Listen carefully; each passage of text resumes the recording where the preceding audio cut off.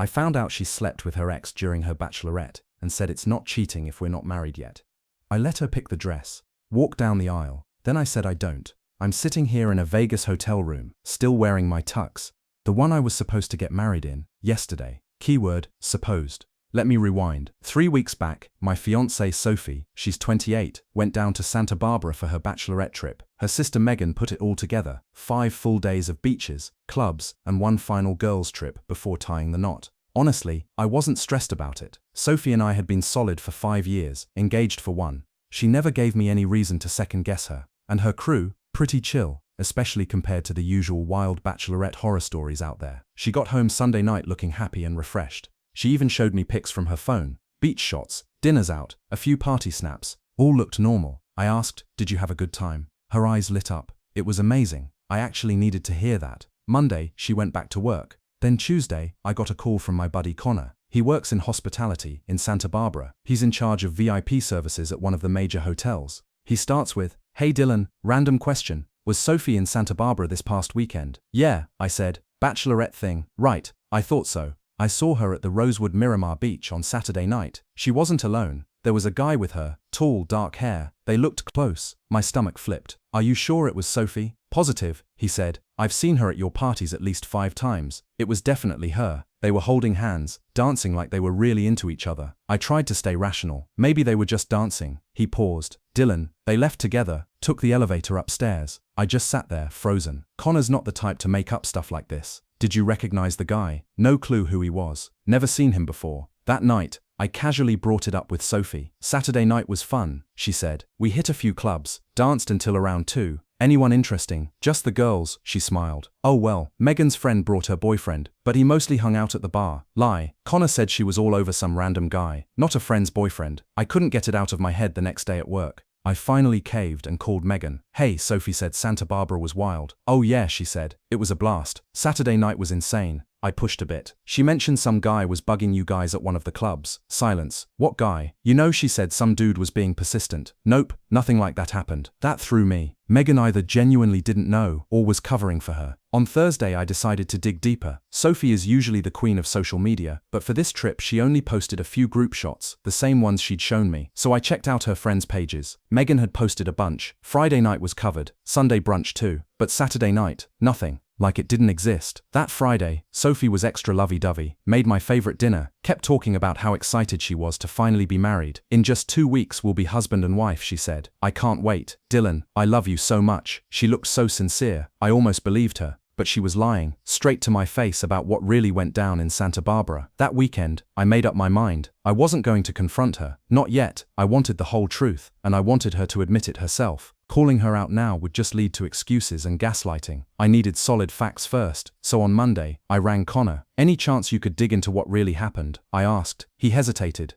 "Man, I probably shouldn't, but for you, I'll see what I can pull from the system." By Wednesday, he called me back. "She was definitely with someone," he said. "The guy's name is Gavin Brooks from Charlotte. He booked VIP services and paid for bottle service at the club." My heart stopped. Gavin Brooks, Sophie's ex from college, the one she dated for 2 years before we even met. "You're sure it was him?" "Yeah." His room got billed for champagne and dessert around midnight, for 2, then nothing until checkout the next morning, so 6 hours, unaccounted for. She stayed the night. With Gavin, I asked Connor if there was any way to tell if this was just coincidence. He looked into it. Gavin had booked the room 3 weeks ago, the exact time Sophie's bachelorette trip was scheduled. Even worse, he'd specifically chosen the VIP package that gave him access to all the same venues Sophie and her group went to Saturday night. This wasn't random, she'd planned it. For weeks. That evening, Sophie was casually working on the wedding seating chart. "Do you think my college friends should go at table 6 or 7? I barely responded. "Whatever you think." Then she says, "Oh, Gavin RSVP'd yes, by the way." I blinked. "Gavin Brooks, from Charlotte?" "Yeah," she said like it was nothing. "I told you he was coming." She hadn't. "Can't wait for you to meet him," she added with a smile. "He's doing really well now." "I bet he is." That night, I made another call, not to cancel the wedding, but to go through with it. All of it. Let her have the whole dream she'd been planning. The dress, the flowers, the cake. Let her parents blow thousands. Let her walk down that aisle thinking she fooled me. I'd be waiting at the altar, and that's where it would all fall apart.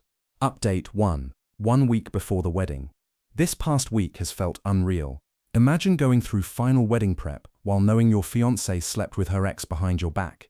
Sophie's been on a full wedding high. Fittings, floral appointments, non-stop phone calls with vendors, total bride mode. Her parents flew in from Oregon and set up camp in our guest room. On Wednesday, her dad, Richard, pulled me aside. "Dylan, I just want you to know how proud we are to welcome you into the family. Sophie's never been this happy." I smiled. "Thanks, Richard. She's everything to me." Lying has gotten easier. Her mom, Helen, has been tearing up all week. My baby's getting married. She's going to look like a dream walking down that aisle. And Sophie, she's glowing, talking non-stop about our Italy honeymoon, our future together, how everything is finally falling into place. "Dylan," she told me, "this week has been pure magic. I feel so connected to you." Connected? That was the word she used. Santa Barbara must have really reconnected her with how much she valued us. Santa Barbara, where she spent the night in a hotel room with Gavin. On Thursday, I got a call from Gavin. Yeah, he actually called me. "Dylan, can't wait for Saturday, man. It's been years since I've seen Sophie. Gonna be a hell of a celebration." Then he casually added, "She told me you two are heading to Italy for your honeymoon. Sounds incredible." Italy, a place she always dreamed of going, back when she was dating him. "Glad she gets to go now. With the right guy," he said, real smug. He thought he was slick. Friday night was our rehearsal dinner. Sophie looked amazing. Her parents gave heartfelt speeches about commitment and trust. Gavin was there too, tall, confident, and he kept catching Sophie's eye from across the room. She'd glance at him, smile, and quickly look away, all innocent on the surface. During the best man toast, I watched him raise a glass in her direction. She blushed. "Matt," my best man wrapped up with, "To Dylan and Sophie, may you always be honest with each other." The irony could have cracked a mirror. After dinner, the room turned into casual mingling. I spotted Sophie and Gavin by the bar, heads close, her laughing at whatever he said. Matt leaned over. "Who's the guy Sophie's chatting with?" "Her ex from college." "Seriously? Weird that he's even here." "Yeah, they look friendly." "Very." I didn't confront them, just watched. At one point he touched her arm. She didn't pull away. 20 minutes later, Sophie came up to me, all bubbly. "Having fun, babe? Great time." "You and Gavin seemed deep in conversation." "Oh, just reminiscing. Nothing important." "Nothing important, like that night they hooked up in Santa Barbara." "Cool," I said. "Ready for tomorrow?" "I can't wait to marry you, Dylan." She said it with such conviction, I almost forgot what I knew. Update 2, Wedding Day. Yesterday was supposed to be the day. It started off normal enough. I got dressed with my groomsmen in the hotel suite. Sophie was in her parents' room getting ready with her bridesmaids. At 9:30 a.m. she texted me, "Can't wait to see you at the altar." I replied, "It's going to be perfect."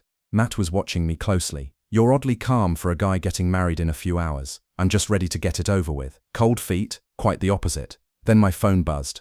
Text from the private investigator. "Gavin Brooks checked into a local hotel last night. Credit card shows bar charges until 2 a.m. Want me to dig deeper?" I texted back, "No need. I have all I need." So Gavin was in town, probably texting Sophie while downing drinks into the night. At 1 p.m. we made our way to the venue. It was stunning. Outdoor setup, crystal clear skies, around 120 guests. Sophie's parents must have dropped at least 50 grand on this thing. As people started arriving, I smiled, shook hands, played the part of the happy groom. At 1:30, Gavin walked up to me. "Big day, Dylan." "The biggest. She looked amazing earlier." I stiffened. "When did you see her?" "She texted me this morning. Just wanted to make sure I could find the venue." "She was messaging him the morning of our wedding." "That's Sophie. Always so considerate." "She's one of a kind," Gavin added. "You're lucky." "The luckiest," I said. At 2:00 sharp, the ceremony began. Bridesmaids came down the aisle, one by one. Megan looked nervous, like she knew something wasn't right. Then Sophie appeared. She looked breathtaking. Classic white gown, veil, a bouquet in her hands. Her dad walked proudly beside her. Everyone stood, phones out, cameras clicking. Her mum was already crying. Sophie beamed, lighting up the whole place. When her eyes locked with mine at the altar, she smiled even wider. She mouthed, "I love you." I nodded. Her dad handed her off with a warm whisper. "Take care of my daughter." "I will." The officiant began the usual lines about love, trust, and partnership. "Marriage," he said, "is built on honesty, faithfulness, and mutual respect." Sophie gave my hands a tight squeeze. I glanced out into the crowd and saw Gavin, third row, laser-focused on us. The officiant kicked things off by saying Sophie and I had chosen to promise our lives to one another in front of everyone we love. Sophie squeezed my hands again, hard.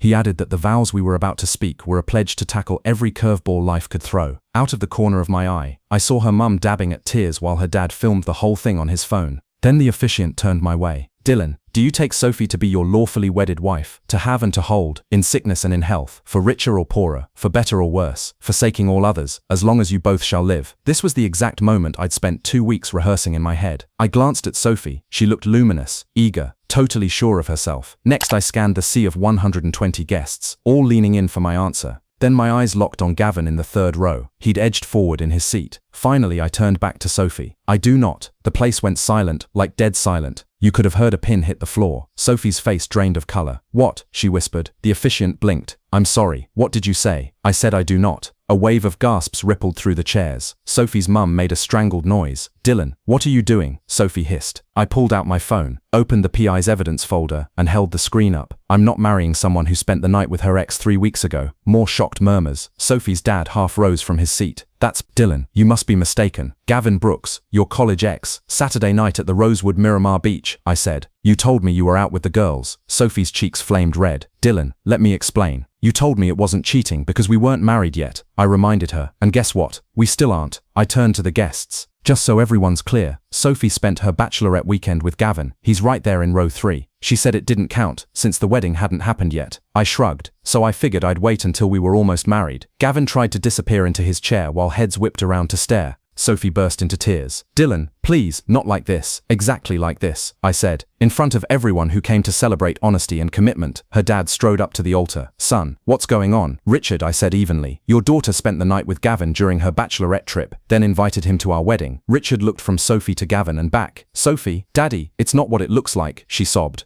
She was with him from midnight till Sunday morning. I added, room service for 2, champagne and dessert. Richard's face cycled from confusion to anger to plain heartbreak. Is that true? Sophie crumpled. It was a mistake. It meant nothing. A whole night's worth of nothing, huh? The crowd buzzed louder. Half the phones were up recording. Venue security edged forward, but I was already walking down the aisle. Dylan, where are you going? Matt yelled. Vegas. The suite's prepaid. I called back. Final update, 2 days later. So that happened. I left right after my mic drop moment, but Matt later fed me the highlights. Sophie went full meltdown, tears, screams, begging people to quit filming. Her parents were mortified. Her mum locked herself in a bathroom for 20 minutes. My groomsmen cornered Gavin, no fists, just a very public shaming before security escorted him out. The venue manager didn't know whether to serve dinner. Richard finally said, people got to eat, so 120 guests enjoyed a reception feast, while Sophie cried in the bridal suite. Turns out Megan knew the Santa Barbara truth all along.